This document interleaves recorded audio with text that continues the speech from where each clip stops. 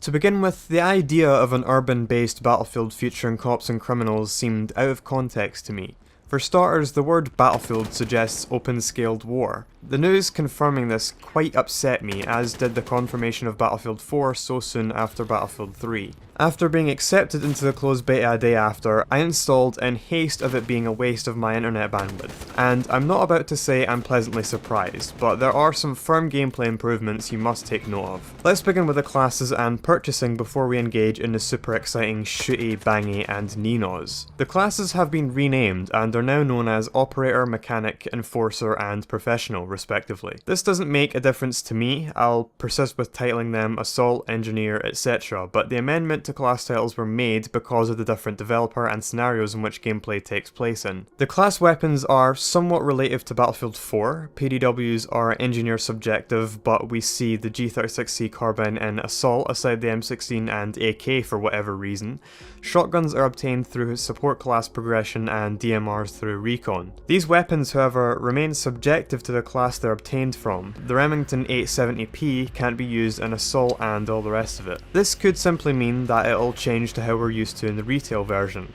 Or it could mean that we're dealing with a much smaller arsenal compared to the previous game. This will aggravate the community as anything does, but it's definitely not a bad thing. It encourages balance, less faffing about on the spawn screen picking your weapon and customizations, and keeps you in-game popping melons. Perks are another thing that have changed up. They now reward individual play instead of squad play.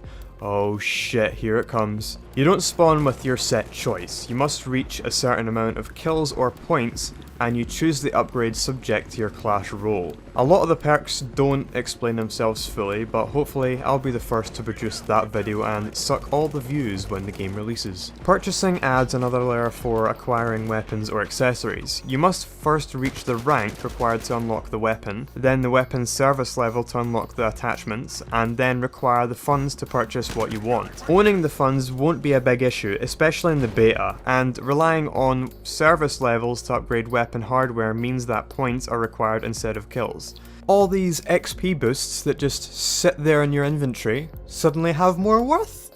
Since we're in the menus, let's comment on them. The menus in Hardline are an utter mess. When customizing a weapon, you have these slides. Advancing into the customization of a weapon introduces more slides, and when in depth, can be difficult to direct yourself sometimes. Areas of customization are weirdly placed. If you wish to switch squad or team, you'd have to click Customize.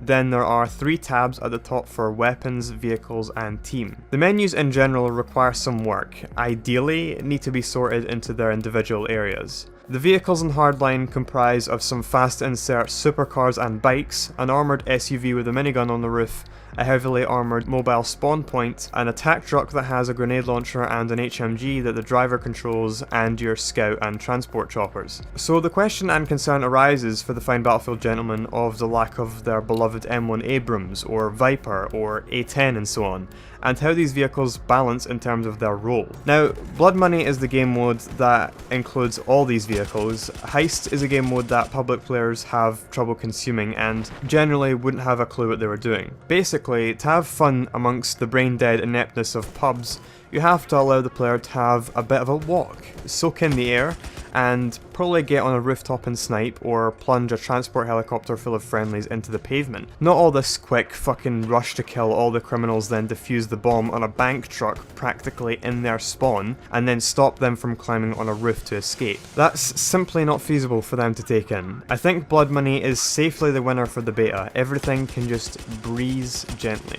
So, you have your bikes and supercars to get you from A to B in the speediest fashion, your attack truck for defense, and the armoured SUV in the middle. The attack trucks have gained a lot of stigma for being overpowered. I don't think that they're that bad personally. I think adjustments should be made to its armour. While an RPG does usually 28 damage depending on the side and angle that you hit it, which is more compared to Battlefield 4, it still requires 4 RPGs to destroy it, which is a little bit silly. The RPG reload animation is also slightly longer, and small arms fire can't damage it where I feel it should. Make small adjustments in these areas and I think it'll go a long way.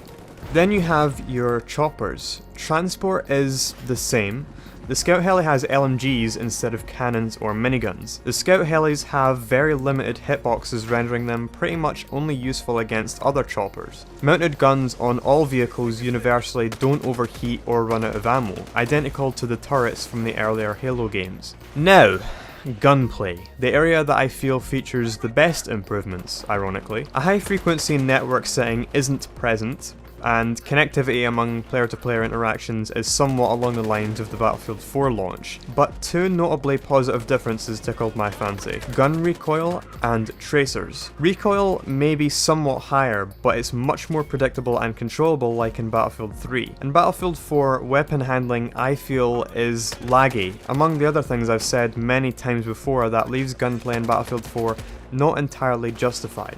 Tracers are in Hardline, which give you an accurate representation of how much your bullets are deviating and encourages accurate fire. I'm unsure if other players can notice your tracers, and this is a concern because while you can see your bullet path and it helps you, if enemies can see those tracers, that means that they can more easily locate the source of gunfire. But I would doubt that it would be much of a deal, considering Hardline will comprise of urban environments where there are a lot of visual obstructions, so it wouldn't entirely compromise the negatives of tracers. I feel the sound of your gunfire will be higher on your list of worries. Suppression has been more or less neutralized along with screen shake in the Hardline beta. This may be a beta subjective feature, but I feel that there's nothing wrong with it, and I'm all for having no suppression, as I hate the suppression model in Battlefield 4. I think suppression is only feasible in war simulators, and it somewhat relates to motion blur in the sense that it can never be portrayed properly. Apart from the exaggerated crane collapse, screen shake has been neutralized by the huge cut on explosive resources players spawn with. Without a lot of grenade, rocket and missile launchers, including hand grenades and explosive canisters, means Hardline can flourish without giving the impression that the player's character might have Parkinson's. While one-shot deaths are littered across my Hardline experience, there's no cherry on the dog shit that Battlefield 4 has. Last on the list, graphics, and this includes the terrain or map, models and animations. Starting with the terrain, High Tension is based off downtown LA. I think the map works really well for Blood Money. There are just enough variation in routes where it's balanced and easy to remember. I think that with Blood Money though, High Tension is in favour for the criminals. They could have got away with the criminals' vault being easy to defend, but when the crane falls it introduces more routes for the cash carriers and less manoeuvrability for police cruisers. The criminals' vault needs a look at, possibly remove the lifts where defenders can hide, and introduce other entry points. Another big concern for Blood Money on High Tension is access to the bank roof. Many players exploit the roof access and don't have much to concern themselves with. They can sit there, peep through the slim windows every now and then, and since there are a few areas people need to look out for, by the time they locate the roof camper, they're dead and they only have a head to look for. Please remove at least the ladder's access to the roof. It's bollocks, to put it bluntly. It encourages cheap gameplay. So, closing thoughts with the models and animations. Animations in Hardline, much like the rest of the beta, if not copy and pasted from Battlefield 4, are done considerably poorly on Visceral's behalf. The running animation, for example, I've never seen such a camp jog.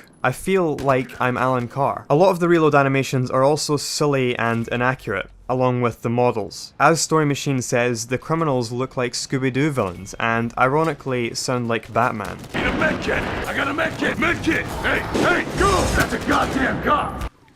The textures on the M16 and Snub Revolver, among a few other weapons, are very flat. It's as if someone's just applied a two-tone gradient from Photoshop and sprinkled some dandruff on it. Let's make something clear. I don't want serious games all the time. I don't mind having a laugh with some fiction. But you can't partner a serious story with a frivolous multiplayer. A multiplayer where the cops serve the criminals with the typical American police brutality of miniguns, frag grenades, RPGs, and a quote-unquote armoured rescue vehicle that is designed purely to fight. These, alongside silly animations and voices, implies a silly nature to Hardline, but it isn't intended.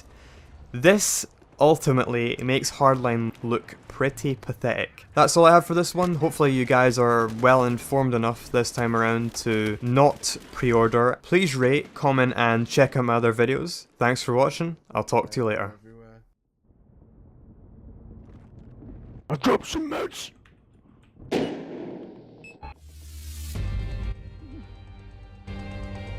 Oh, mate. I think there was only us lot that were actually playing the objective. Yeah. Our squad.